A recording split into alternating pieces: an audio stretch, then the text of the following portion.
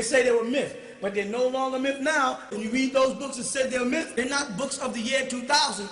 They're books that predate that because a man found Osiris's tomb and Isis's tomb and Khunsu. You know what Khunsu is? Khunsu is called the Holy Spirit. So now you got God the Father, right? The Blessed Mother who gave birth to a virgin, and Khunsu, and you can look these names up, the Holy Spirit. Now all we need is the Son of God.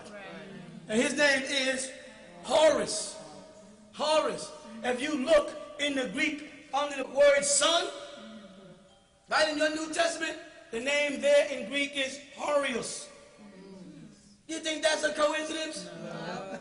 If you go to the Latin, which a lot of that was translated into, and you take the first letter of the word Joseph, or Jos, the J changes into a H, right? Now, Horus, take the H off and put a J. Horus, Joseph. And if you look at the Greek for Jesus, you find Ijosos. They didn't even move the name. They kept the actual Egyptian name because the Greeks admired the Egyptians so much. And the Egyptians were not what you see on television in the Mummy movie, or in Prince of Egypt, or the Cleopatra movie. The Greeks described them as on record. You can look it up.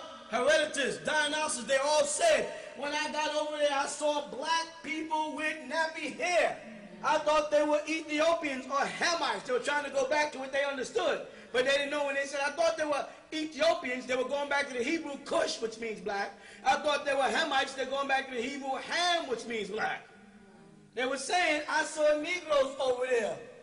Wise men, the ancient Egyptians, the gods. And when they dig up the tomb of Amun-Ra, who's called Ammon in our Bible, Revelation chapter 3, verse 14, the Ammon, he's black as night. It's not a racial statement, it's a fact. Can you deal with it now?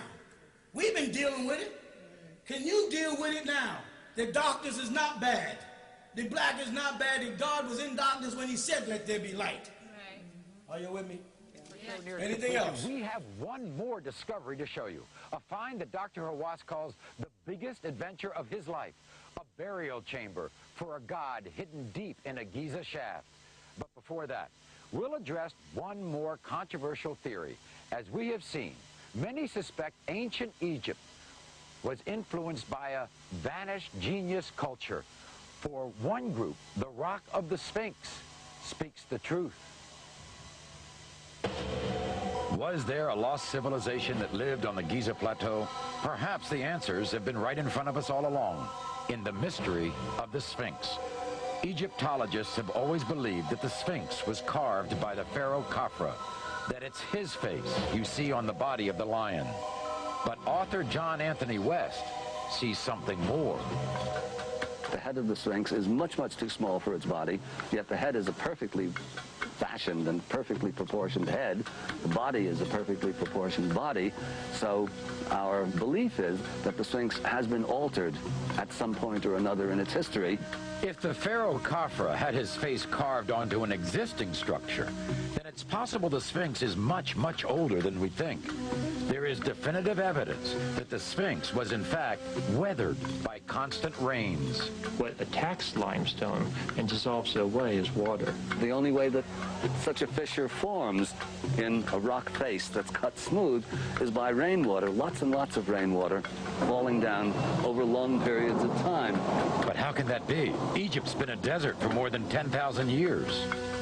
There were moist periods, rainy periods in Egypt that clearly predate the modern Sahara Desert. This kind of a rainy period prevailed in Egypt around from the time when the last ice age broke up. For the Sphinx to be water-weathered and rain-weathered means that it has to have been built before the rains fell. Traditional Egyptologists argue that it was not rain, but the harsh environment of the windswept desert that caused this erosion. But West says that's just not possible. The Sphinx has been covered in sand for most of the last 4,500 years. Obviously, it can't be weathered either by water or by wind and sand when it's covered up to its neck. If the water weathering theory is correct, then we're confronted by a very ancient and highly sophisticated civilization existing at a time when no civilization is supposed to have existed. Perhaps the Sphinx is the last monument of this civilization, which vanished some 12,000 years ago. And if that's the case, was there any other evidence left behind? The prophecies of the renowned 20th century psychic Edgar Cayce might hold a key. According to Edgar Cayce, around 10,500 BC, the Egyptians were attempting to record and store and hide records that future generations could find and that would enlighten them about this prehistoric period. Edgar Cayce predicted that this great hall of records was to be found beneath the paws of the Sphinx. Could it be that underneath this mysterious monument awaits the wisdom of a highly evolved race? Perhaps even evidence of the lost city of Atlantis.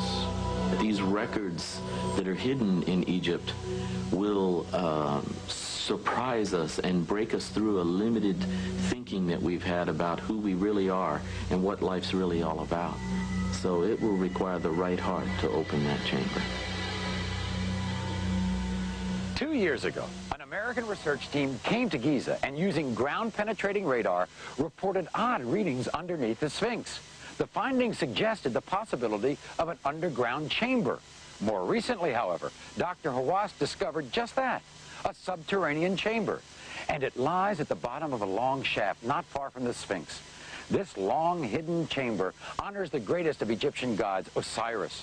In ancient myth, he's the principal figure of the country's genesis, a benevolent god-king who brought civilization to Egypt, but then was brutally murdered by his brother. Osiris was reborn as the Lord of Eternity, ruler of the dead, the chief judge at the trial of all souls. And as we now learn, he is part of the wonders at Giza. Maury, we talk so much about dispelling myths. How about confirming one? About 2,500 years ago, the Greek historian Herodotus, who I guess you could call the world's first foreign correspondent, visited this site. Local villagers and guides told him that he could find the tomb of a king buried deep beneath the Giza Plateau. Well, about a year ago, Dr. Zahi Hawass, who joins me here at the mouth of the shaft, embarked on what he calls his greatest adventure ever. Zahi, you've been doing this for some 30 years. Why is this so amazing? You know, Susie, it's amazing because this is the first time that they excavate underneath 100 feet in water. Before, I excavate on sand and dirt. And also at the same time, I discovered that this is what Herodotus talked about. And I found that this is the tomb of Osiris. Let's go and see what we're talking about. Our first descent is about 20 feet, a chance to get warmed up to the rickety, rusty ladders. Now it gets intimidating. The second leg is a major drop as the shaft narrows before opening to a room once obscured by dirt and sand. Zahi and his men cleared it to find a burial chamber with 6 rooms. So this is the second level, 55 feet down, right? Yeah. What did you find here? You know, I excavated this part. I found 6 rooms cut in the rock, 2 red granite sarcophagus, and pottery and bones. What do the bones teach you? Bones tell us about the people. Pottery gave me the date of this place, 500 BC, 2,500 years ago. And what made you think that there was anything beyond this? You have to look for the other level. This is the adventure. Let me take you to show you the most amazing thing that you'll ever see in your life. But let us take our jackets off because it's so hot there.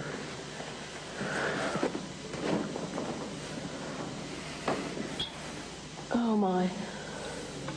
Upon discovery, the third level was submerged. When the water was pumped out, Dr. Hawass had the find of his life. No fear of the unknown? Yes, but there is great adventure in archaeology.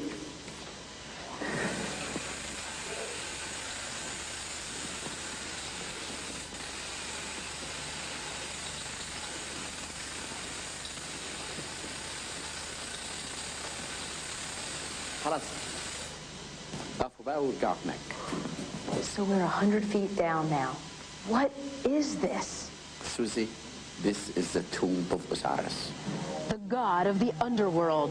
This once extravagant mausoleum, a moat with 4 pillars engraved with hieroglyphics constructed thousands of years ago, was intended to be a symbolic shrine for the keeper of the afterlife. If you will look down here, I will show you what is here. Look, there is the second part of the sarcophagus. Goes down, I think about 1 feet down. And up, you see what we did. The lid is up. You want to see the length of that lid?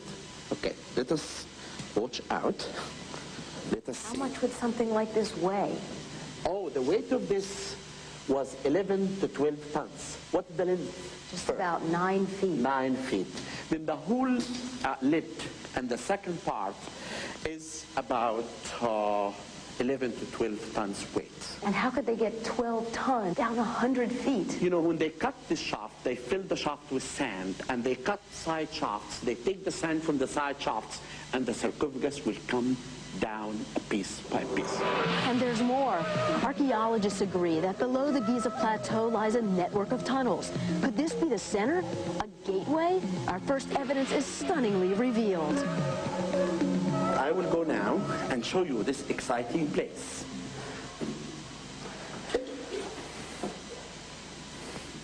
Zahi, the American prophet Edgar Cayce talked years and years ago about a lost civilization, hidden tunnels that would lead to answers about it. Could this have anything to do with that?